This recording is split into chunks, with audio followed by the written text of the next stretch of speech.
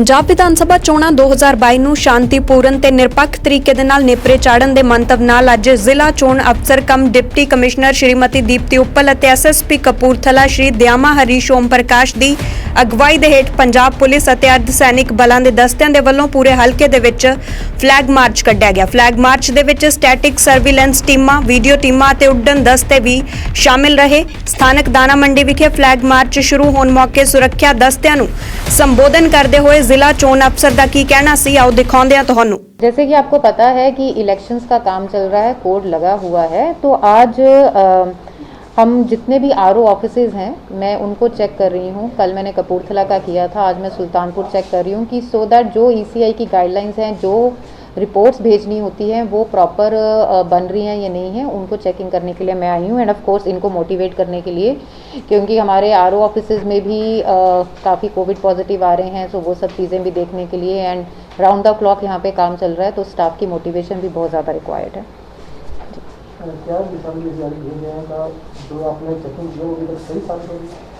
Record and all में ठीक चल रहा है, क्योंकि अभी गेन हुआ है, मोमेंटम गेन हुआ है, और जैसे जैसे नॉमिनेशंस पास आते हैं, जैसे जैसे क्लियर होते हैं कैंडिडेट्स, तब और भी ज़्यादा इम्पोर्टेंस हो जाती है।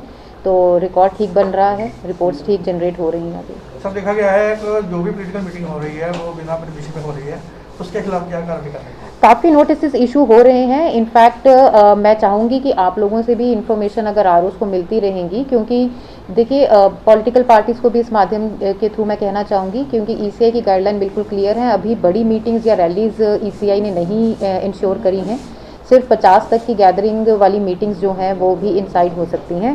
सो काइंडली आप लोग परमिशन लीजिए। कुछ को लगता है कि 50 लोगों की तो मीटिंग है तो यदि परमिशन की लैनी है कि ऐसा घर च हो जाती है, बट यही गाइडलाइन चल रही है। तो तुसी चाहे सानू हफ्ते का प्लान बना के, क्योंकि तुसी पहला ही प्लान बनाया होंदा कित्थे कित्थे मीटिंग होनी है, हफ्ते का प्लान बना के अपने आरओ ऑफिस च सबमिट कर दो, थानू नाल ही परमिशन मिल जाएगी।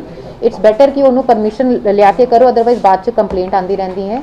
एंड नाल ही क्योंकि there is an C vigil app जिथे तुसी भी बाकी सानू जनता भी दस सकती है कि जिथे किथे मीटिंग चल रही है, दैन अकॉर्डिंगली साडी टीम उत्थे जाके वो रिकॉर्डिंग कर लेगी and then the notice and all has to be issued. Madam 25 तरीक ਨੂੰ ਨੋਟੀਫਿਕੇਸ਼ਨ ਸਟਾਰਟ ਹੋ ਰਹੀ ਹੈ, ਉਹਦੇ ਬਾਰੇ ਮਤਲਬ ਕਿ ਆਪਾਂ ਪੋਲੀਟੀਕਲ ਪਾਰਟੀ ਨੂੰ ਕੀ ਗਾਈਡਲਾਈਨਸ ਜਾਰੀ ਕੀਤੀ? ਪੋਲੀਟੀਕਲ ਪਾਰਟੀਜ਼ ਨਾਲ ਆਪਾਂ ਇੱਕ ਵਾਰੀ ਰੂਬਰੂ ਮੀਟਿੰਗ ਵੀ ਕੀਤੀ ਸੀਗੀ। ਉਸ ਤੋਂ ਇਲਾਵਾ ਅਸੀਂ ਇਹ ਵੀ ਦੱਸਿਆ ਹੈ ਕਿ ਇਸ ਵਾਰੀ ਜਿਹੜੀ ਸਾਰੀ ਨੋਮੀਨੇਸ਼ਨ ਦੀ ਪ੍ਰਕਿਰਿਆ ਹੈ ਉਹ ਤੁਸੀਂ ਆਨਲਾਈਨ ਵੀ ਕਰ ਸਕਦੇ ਹੋ। ਇਹਦੇ ਲਈ ਅਸੀਂ ਸੁਵਿਧਾ ਐਪ ਦੀ ਟ੍ਰੇਨਿੰਗ ਵੀ ਸਾਰੇ ਪੋਲੀਟੀਕਲ ਪਾਰਟੀਜ਼ ਨੂੰ ਦਿੱਤੀ ਸੀਗੀ ਆਨਲਾइन भी, क्योंकि कोविड नहीं चलते हुए इस बारी ईसीआई ने ऐप भी बना दी है, जिदे तहत थोड़े सारे डॉक्यूमेंट्स अपलोड हो जाएंगे, तुसी जिहड़ी फी पेमेंट करनी है वो भी सारा कुछ अपलोड हो जाएगा।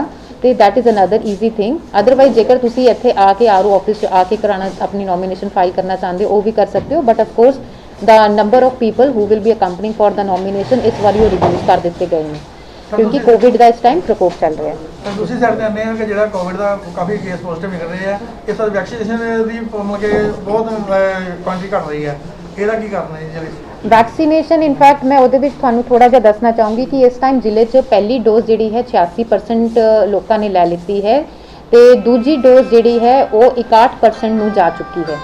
ਜੇ ਅਸੀਂ ਆਲ ਓਵਰ ਇੰਡੀਆ ਦੀ ਗੱਲ ਕਰਦੇ ਹਾਂ ਤਾਂ 92% ਫਸਟ ਡੋਜ਼ ਹੈ एंड 71% सैकेंड डोज है। ठीक है, पंजाब का असी एवरेज लैके चलीए तो पंजाब च हुण फस्ट डोज जी है 89% में चली गई है। तो ही आह चीज़ देखते हुए, क्योंकि असी 86% ते हाँ, साढ़े वैक्सीनेशन कैंप्स जिहड़े हैं असी वधाते हैं। अज भी 85 सैशन साइट्स चल रही हैं। इनफैक्ट मैं कल एक वीडियो भी अपलोड किया सीगा थ्रू DPRO, जिहदे च असी कहा है कि असी जिहड़े भी कैंप्स लग रहे हैं उन्हां दी जानकारी शाम नूं अपनी वैबसाइट के उत्ते पा रहे हैं, नाल सोशल मीडिया ग्रुप्स ते चला रहे हैं।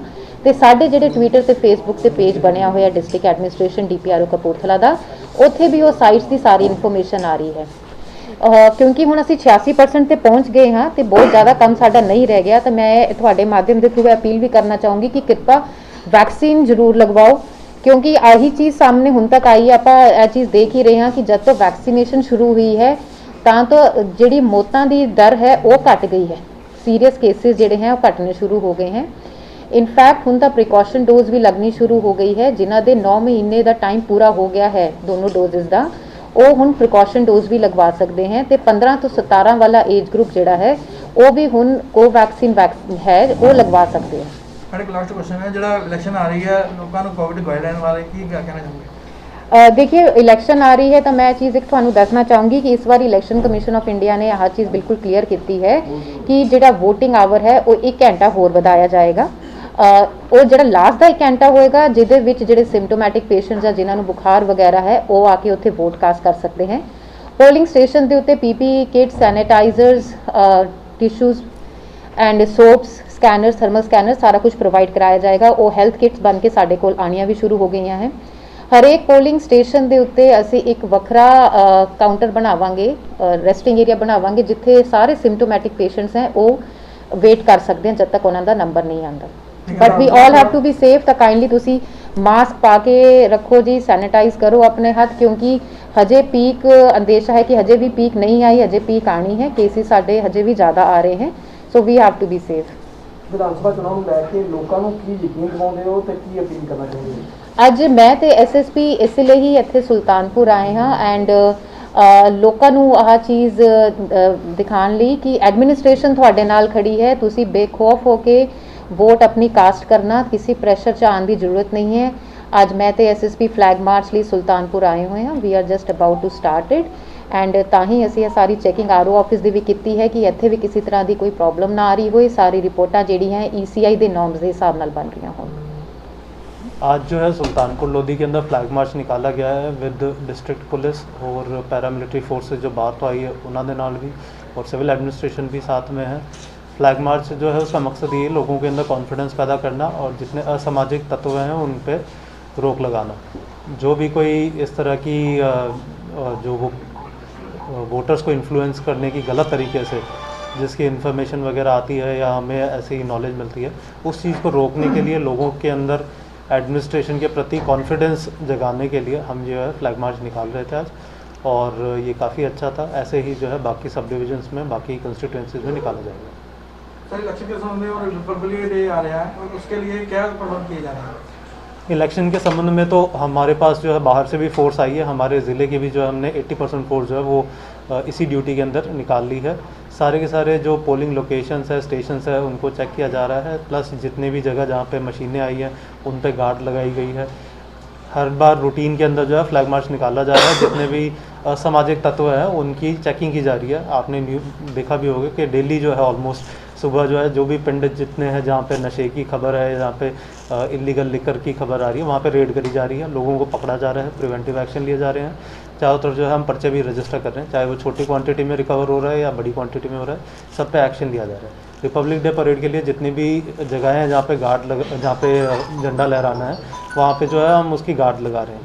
गार्ड लगा के एंटी सबोटा चेकिंग भी हो रही है डेली बेसिस पे, और साथ ही में कोविड की गाइडलाइंस भी फॉलो की जा रही है ताकि फोर्स के अंदर जो है कोविड के केसेस कम रहे। लोगों को क्या विश्वास दिलाते हैं विधानसभा चुनाव के लिए और क्या अपील करना चाहेंगे? लोगों को ये विश्वास दिलाया जा रहा है कि पुलिस जो है पूरी तरह से न्यूट्रल होकर आपकी सेफ्टी सिक्योरिटी के अंदर लगी हुई है। विधानसभा चुनाव को बड़े ही सुचारू ढंग से कराने के लिए, सेफ़ तरीके से कराने के लिए, उन लोगों की सेफ्टी के लिए हर तरफ हमने पुलिस डिप्लॉय कर रखी है, नाकेबंदी पे भी और गश्त के फॉर्म में भी। तो फुट पेट्रोलिंग, फुट मार्चेस वगैरह सारे किए जा रहे हैं। हमारी तरफ से हम अपनी पूरी कोशिश कर रहे हैं।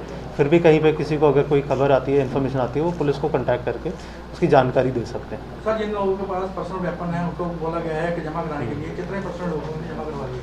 वेपन ऑलमोस्ट हमारे डिस्ट्रिक्ट के जो हमने सारे जमा कर लिए हैं। जो थोड़े बहुत है वो एग्जेम्प्टेड कैटेगरी के या जो जिनको ज़रूरत है उनको दिया जा रहा है। अदरवाइज़ सारे वेपन जो है जमा करवा लिए गए हैं और उसमें हमारे डिस्ट्रिक्ट की काफ़ी अच्छी रिपोर्ट। चुनाव के मद्देनजर क्या अपील करना चाहेंगे? चुनाव के मद्देनज़र सबसे यही अपील है कि सब जागरूक रहें और अपने जो ये वोटिंग का जो हक है उसको बहुत ही अच्छी तरह से और जो है मतलब इसको यूज़ करें।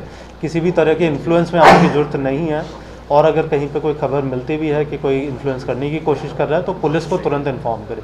पुलिस जो है वो आपकी मदद के लिए, सहायता के लिए हर टाइम प्रेजेंट है।